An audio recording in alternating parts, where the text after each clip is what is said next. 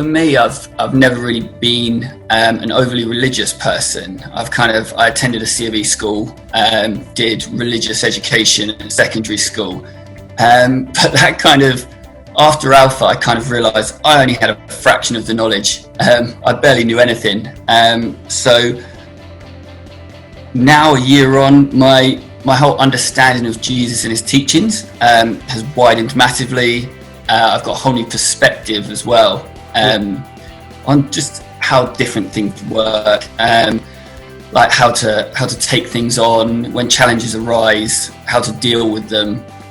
And as someone who's found, I've suffered a bit of loss really in my life, and there was some areas that I kind of struggled to comprehend. But going through a couple of the lessons or a couple of the evenings that we did, I've kind of got a whole new perspective on how I deal with that type of thing now. So obviously that's thrown up a few hurdles. I mean, I'd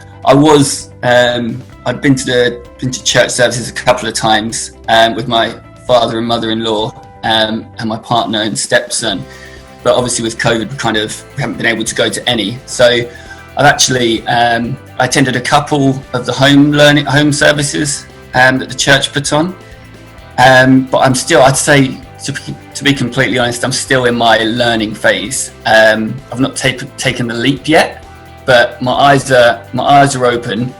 But I've actually been past couple of weeks been inspired by my stepson, who's been reading the Bible before bed, and having read a couple of stories with him, it's kind of, although the faith isn't there, it's that messaging again. Kind of apprehensive at first because it was something new to me, and it'll be something new to everyone else, but it's kind of one of those things where it's not a massive jump to take. You're not jumping straight into anything. You're basically just kind of broadening your mind for different perspectives. So, and even if you're not going there you're worried that you're going to get suddenly have faith or something like that. It's nothing to worry about. But for me, Alpha actually acted as a history lesson as well. So there's education in there, and there's also the community aspect. You get, when I was there, we had a really close-knit group. I think you'd agree. It was really open and honest discussions. Yeah, it was. But the good thing was as well that even though we were having open and honest discussions, we weren't pressured to be talking about it. Because like I mentioned earlier, with the whole dealing with a bit of loss in my life, I kind of found some of the learnings on forgiveness quite tricky, or why people were taken when they had illness.